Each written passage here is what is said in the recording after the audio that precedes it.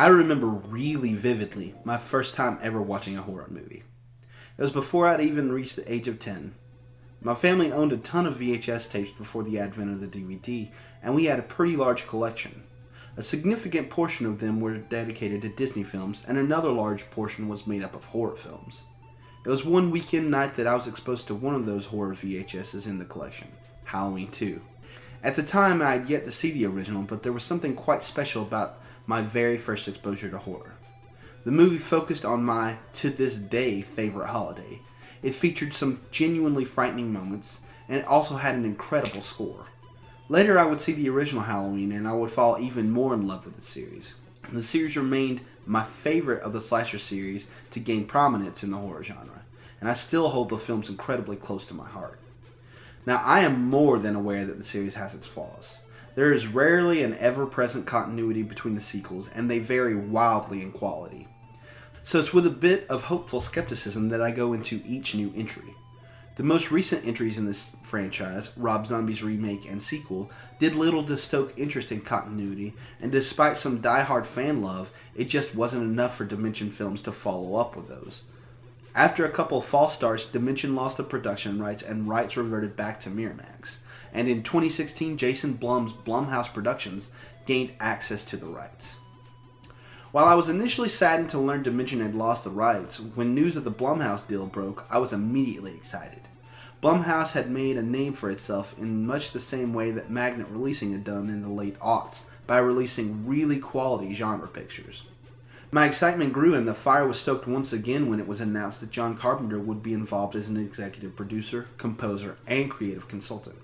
The father of the series was back on board. Then the creative team was announced as two guys that had a background in comedy, Danny McBride and David Gordon Green. Once again, my excitement dipped. I stayed updated on the film and became excited when I found out they had stolen my idea for a reboot. And I mean, seriously, they stole my idea. I had started a screenplay about an older Laurie dealing with the fallout of her horrifying night almost 10 years before this movie's inception. Regardless of whether or not they stole my idea, it was an interesting story to tell. And when the first trailer released in June, my excitement jumped again. It showed Michael as a force of nature again. He was the shape. I was like, holy shit, they're nailing this. Then the second trailer released in September and it showed way too much Michael. It was the exact antithesis of the first trailer, and I was very disappointed. The high highs and low lows of Halloween 2018's production news and subsequent marketing campaign had found me in a position of almost full-blown skepticism. At this point, you're probably asking yourself, okay, but how was it? And I'm more than happy to report that Halloween 2018 is really great. I mean, really great. It isn't the best horror film of the year. That title is still held by A Quiet Place. But it's one of the best, and it's one of the better Halloween sequels. I know I may have let some of my favorable biases towards the series seep in, but when forming my thoughts after the initial viewing, I've tried to keep that to a minimum. To me, outside of a couple small missteps, nitpicks, and a glaringly bad twist at the beginning of the third act, this movie hits all the right notes that a horror movie should. I won't go into the plot of the movie because it's pretty well laid out in the trailers, but I think it's mostly good. In terms of how to properly deal with the fallout of the original stories, this is the absolute best way to do a sequel. Events have consequences, and the most drama that can be wrung from a series of events is the fallout. The immediate fallout is sometimes a good place to look, but long-term ramifications are much more interesting. The original sequel, 1981's Halloween 2, took a different tack that worked for the time, but just doesn't translate some 30 years later. This version not only is more effective use of the overall story, it also allows for a lot more nuance in the characters, and the absolute best part of Halloween 2018, Laurie Strode. Jamie Lee Curtis is an absolute marvel in this movie. She imbues her character with a great deal of warmth, strength, and vulnerability. There are scenes where just the trembling of her hands says all you need to know. It's a performance that many genre actors just can't replicate. On top of that, Laurie is easily the best written character in the film as well. Despite some questionable writing decisions, McBride, Green, and Jeff Fradley managed to add an extra depth to her character that wasn't there in the original sequel. Their in-depth look at the long-term ramifications of traumatic events on a person are really superb.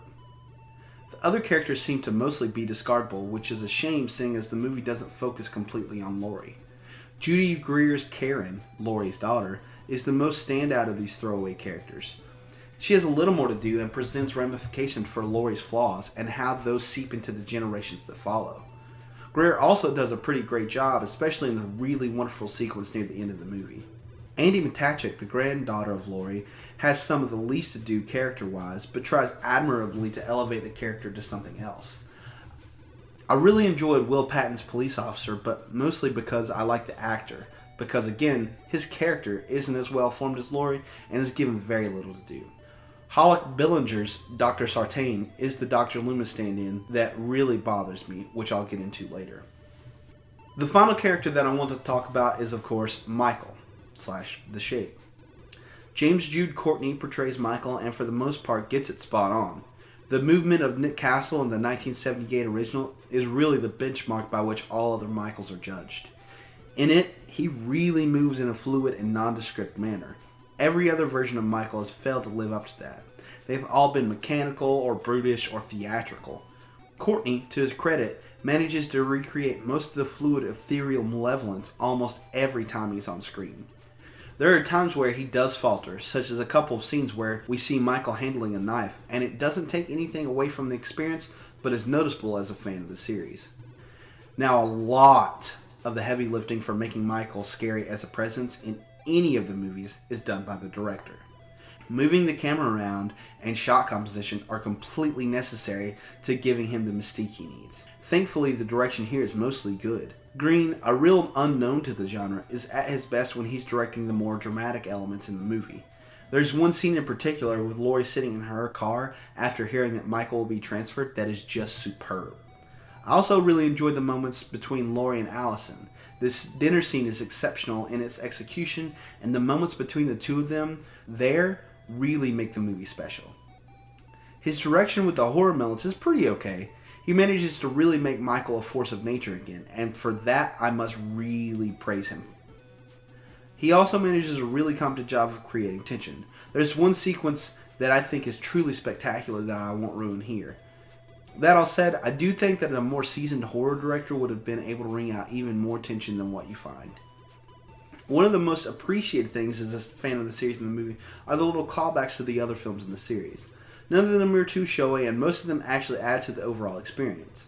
The sequence seen in the second trailer that's basically just one long tracking shot is a great callback to the 81 sequel.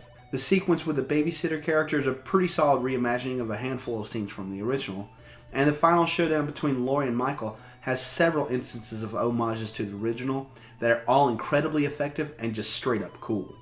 The biggest compliment in this regard that I can give the film is that it really felt like the creative team had a reverence for the 1978 original. From getting rid of the completely ridiculous sibling motive of the 81 sequel to making Michael as scary as possible again, they did a really great job of returning to form. The last bit I want to praise is the absolutely wonderful score. John Carpenter, the almost entire creative force behind the original, is back and outside of his creative consultation with the story, worked on the score in its entirety with his son Cody and Daniel Davies. The original has one of the most iconic and dread-inducing scores of all time, so this score had a lot to live up to. While, like the whole of the film, it doesn't live up to the high benchmark set by the original, it does a much better job than most modern horror scores. It reuses and remixes elements of the original score to great effect. The Halloween theme is sparingly used, which is wonderful, and the new tracks are really quite great. This is one that I'll listen to again outside of the film, which I can't say for a lot of other modern horror scores. Now that I've got you thoroughly on board, I want to get out my criticisms. Most of my complaints are directed at the writing, which leaves a bit to be desired. I think that the movie would have been much better served by focusing on Laurie. The time is split a little more in favor of Allison and falters because of it. The teenage drama at the Halloween party is trite and adds very little value. In fact, it almost seems as if the entire sequence following Allison after the party is in the script specifically to allow the final act of the film to even happen. And to that point, several of the characters seem as if they are only in the movie in order to provide plot points. The podcaster / investigative journalists are only in the movie to provide a quick bit of exposition at the beginning of the movie. The boyfriend character of Allison is only in the movie to provide an out for why Allie is cut off from communication with her parents once shit hits the fan. and we'll get into the Doctor in just a minute. I also take umbrage with the fact that almost every single character is half-baked or worse. They try to give each character who dies a little bit of personality before killing them off, but I feel like it would have been better served to have a core cast similar to the original Halloween. Although only 5 people die, their deaths are all meaningful and horrific when they eventually happen. Here, we get little pops and then a swift, if not horrific, death. The deaths are another point of contention for me. While the filmmakers did a really admirable job at managing to create some great sequences of tension, there are far too many over-the-top gory kills. The original kept the gore to a minimum and instead focused on creating an atmospheric cloud of dread that just washed over the entirety of the film. Too often in this movie, tension building is replaced with on-screen violence. Given the modern landscape of slashers, this isn't that big of a deal, but it is a knock. Alright, this next thing is the most damning criticism I have, and is also a big spoiler, so here's your spoiler warning. If you haven't seen the movie yet, then I strongly encourage you to do so before you watch the rest of this video. Just skip to the time code on the screen to avoid the spoilers. If you've seen the movie or don't care about the spoilers, then let's go on. Dr. Sartain is integral to getting the third act to actually happen, and that is hugely disappointing.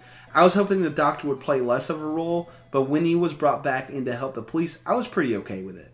Then there's a scene at the end of the second act where his motivations seem to just completely shift, and instead of trying to help catch Michael, he instead kills the police officer and incapacitates Michael so that he can try a psychological experiment by getting Michael and Laurie back together. It is one of the biggest what the fuck moments I've seen in quite some time, and it's seriously the absolute worst part of this movie. I mean, it's just plain bad. The original Halloween was made on a budget of around $300,000 and made over $60 million at the box office. The reason it did so well is because of the absolute superb execution. John Carpenter and crew managed to make an atmospheric thriller that is impeccably paced and oh so horrifying. Every other film in the franchise is invariably compared to it, and perhaps that's unfair considering the extraordinarily high bar that it set. That said, I can't help but compare this new entry to the original. That's why a lot of my complaints seem like nitpicks, and that's because they are. Nothing will touch the original, it just isn't going to happen. Halloween 2018, however, does an incredibly admirable job at trying to capture the magic of the original. It doesn't quite hit all the notes that it should, but it is in the same stratosphere as Halloween 2 and Halloween 4. This movie gets all the right things right. Michael is scary again. Laurie is a great character that is played flawlessly by Jamie Lee Curtis. The homages to other entries are all fantastically realized, and there's plenty of tension to be found. Despite some flaws in writing, a few questionable directing choices, and one absolutely insanely bad break into Act 3, Halloween 2018 is one hell of an enjoyable movie. It ranks amongst the best entries in the franchise, and is one of the best horror films of the year. Thanks everyone for watching this video. Please hit that subscribe button and the notification bell so that then you're notified on all of the content released on the Culture Pop channel.